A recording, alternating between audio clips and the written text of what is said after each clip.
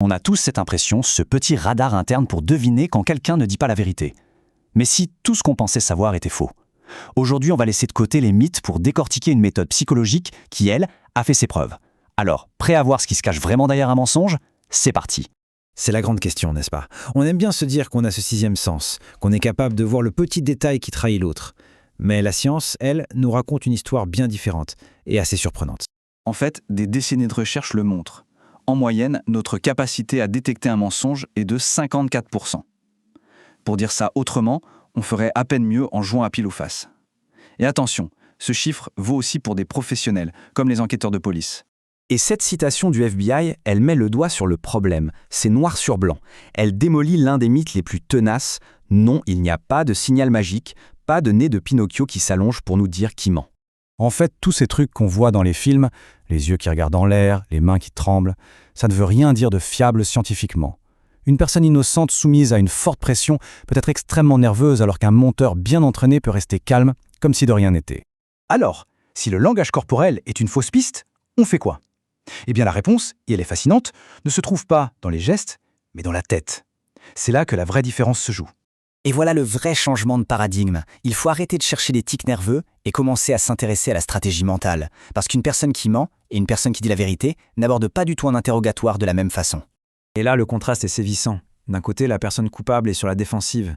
Sa stratégie, c'est d'éviter les sujets qui fâchent, de nier tout ce qui pourrait la compromettre. De l'autre côté, la personne innocente est convaincue d'une chose. Il suffit de raconter la vérité, telle qu'elle, et tout ira bien. Pour bien comprendre, les chercheurs utilisent une analogie qui est juste parfaite, celle du tigre. Pour la personne coupable, les preuves sont comme un tigre affamé. Sa première réaction, c'est l'évitement.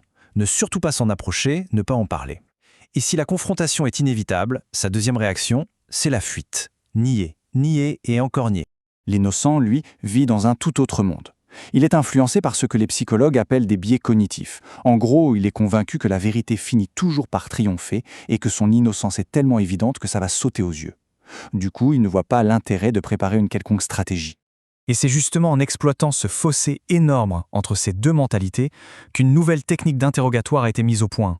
Une méthode qui est conçue pour faire ressortir ces stratégies complètement opposées.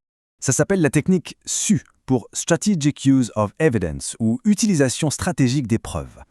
L'idée ici, ce n'est pas de piéger le suspect avec des questions agressives, mais plutôt de créer un espace où sa propre stratégie, que ce soit l'évitement ou la transparence, va devenir la meilleure source d'information pour l'enquêteur.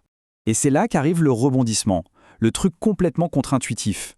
Contrairement à tout ce qu'on voit dans les séries, la clé de la technique SUE, c'est de ne surtout pas révéler les preuves qu'on a en main au début de l'entretien. Ça semble dingue, mais c'est précisément ce qui rend cette méthode si redoutable. Bon, alors comment ça marche concrètement? On va décomposer un peu les différentes phases d'un entretien mené avec cette fameuse technique SU. D'abord, bien sûr, on planifie. Ensuite, on engage la conversation avec le suspect, sans jamais abattre ses cartes. On l'encourage à raconter librement, de A à Z, sa version des faits.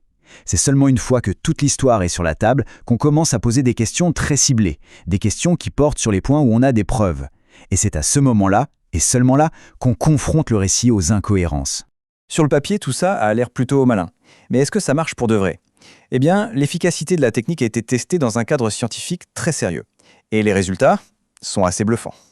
La question à 1 million, c'est bien celle-là. Est-ce que cette approche intellectuelle permet vraiment, sur le terrain, de faire un bond en avant et de mieux distinguer la vérité du mensonge? Alors pour en avoir le cœur net, des chercheurs ont monté une expérience. Ils ont pris des élèves policiers en Suède, ils en ont formé la moitié à la technique SU et ils ont laissé l'autre moitié sans formation spécifique. Les deux groupes ont ensuite dû interroger de faux suspects dans un scénario ultra réaliste. Et là, les résultats parlent d'eux-mêmes. Les interrogateurs non formés, 56% de précision, à peine mieux que le hasard. Mais regardez le groupe SEA, 85,4%. C'est un saut de géant, c'est tout simplement spectaculaire.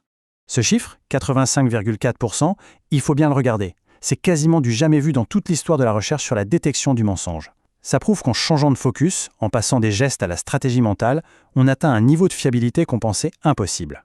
Au final, ce que la technique SEU nous apprend, c'est bien plus qu'une simple méthode.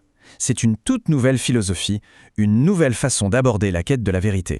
La raison de son succès est finalement assez simple et élégante. Elle donne au menteur l'occasion de mentir, et à la personne honnête l'occasion d'être honnête. En ne révélant pas les preuves tout de suite, on laisse chaque stratégie se déployer. Et c'est là que les omissions et les contradictions du menteur deviennent flagrantes. On a donc vraiment deux écoles qui s'affrontent. D'un côté, les techniques de confrontation, qui cherchent l'aveu à tout prix et qui font courir le risque bien réel des fausses confessions, et de l'autre, des techniques de collecte d'informations, comme la SUE, qui cherchent simplement à découvrir les faits de manière objective et stratégique. Et ça nous laisse avec cette pensée assez vertigineuse. Si la meilleure façon de démasquer un mensonge, ce n'est pas de le combattre de front, mais au contraire de lui laisser tout l'espace nécessaire pour qu'il se déploie, qu'est-ce que ça nous dit, au fond, sur la nature même de la vérité ?